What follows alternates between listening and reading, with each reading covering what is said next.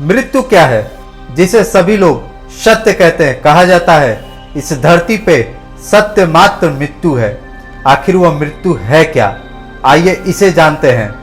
कठोर उपनिषद में यमाचार्य जी नचिकेता को समझाते हुए कहते हैं कि आत्मा नाम रथी न विद्धि शरीर रथमेव तु बुद्धि तु सारथी वृद्धि मनः प्रगाह में च।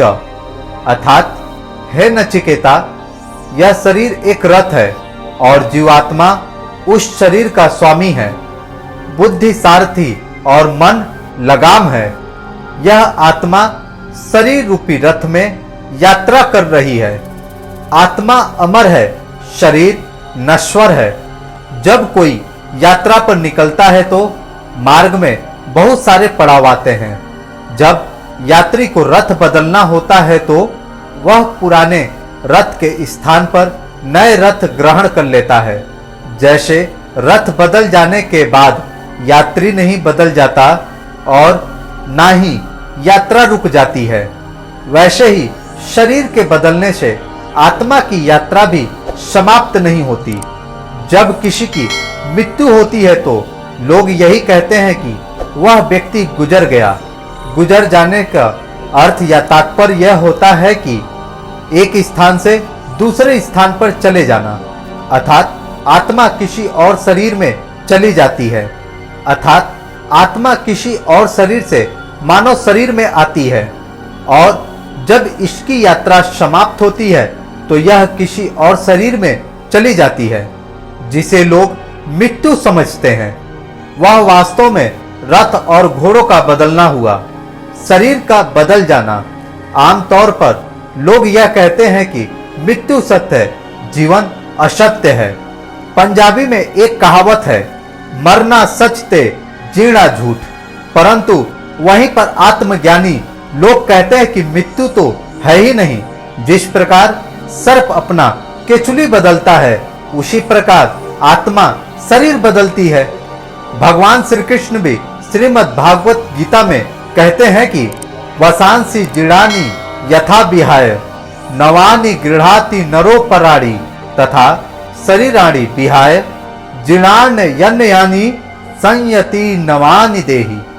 अर्थात जिस प्रकार मनुष्य पुराने वस्त्र को उतारकर नए वस्त्र धारण करता है, ठीक उसी प्रकार आत्मा भी पुराने शरीर को छोड़कर नए शरीर को धारण करती है।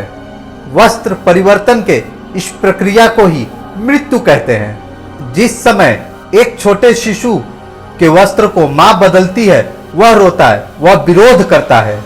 परंतु जब उसे यह पता चल जाता है कि मेरा जो वस्त्र है यह मलिन हो चुका है और मेरे लिए और भी नए वस्त्र रखे गए हैं, तो वह स्वतः ही अपने वस्त्र को उतारकर नए वस्त्र को धारण कर लेता है। उसके मन में तब नए वस्त्रों के प्रति प्रसन्नता होती है।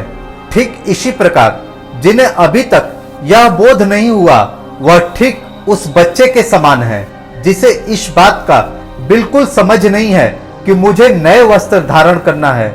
जिन्हें यह बोध हो गया है, अर्थात जो आत्मज्ञान को प्राप्त कर चुके हैं, वह उस समझदार बालक के समान है जो अपनी खुशी से वस्त्र को बदलते हैं। कुरुक्षेत्र के मैदान में जब कौरवों और पांडवों की सेना एक दूसरे के समक्ष खड़ी थी और युद्ध अभी आरंभ ही होने वाला था कि अर्जुन कल्पना करता है कि कुछ समय बाद सिर कट कट के भूमि पर गिरेंगे और वह सिर मेरे ही सज्जनों या परिजनों का होगा। अर्जुन ऐसी कल्पना करके घबरा जाता है और भगवान श्री कृष्ण से कहता है कि मैं युद्ध नहीं करूंगा। तब भगवान श्री कृष्ण अर्जुन को आत्मा के अमर होने के बारे में समझाते हैं। ना जायते म्रियते वा कदाचिन नयन भूत्वा भवित्वा वा ना भूयः अजो नित्यम शाश्वतो यह पुराणो ना हन्ययते हन्यमाने शरीरे। अर्थात यह आत्मा किसी भी समय ना तो जन्म लेती है और ना ही मरती है और ना ही यह पैदा होकर फिर होने वाली है। क्योंकि यह अजन्मा है, सनातन है, पुरातन है। शरीर के समाप्त होने के बाद भी यह नहीं मरती। जैसे रेलगाड़ी में बहुत सारे यात्री यात्रा करते हैं, बहुत सारे यात्री उसमें से पहले उतर जाते हैं क्योंकि उनके यात्रा का पड़ाव या मंजिल पहले आ जाती है।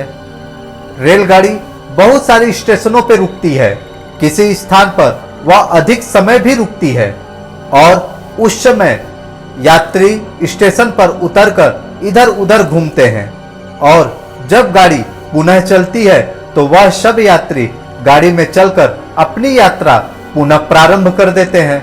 आत्मा को भी बहुत से शरीरों को धारण करना पड़ता है। जब गाड़ी रुकती है तो आत्मा भी कुछ समय के लिए रुक जाती है, परंतु यह आत्मा जब किसी शरीर को धारण करती है उसी समय इसकी यात्रा प्रारंभ हो जाती है। शरीर में मात्र यह कर्मों को भोगती हुई यात्रा करती है।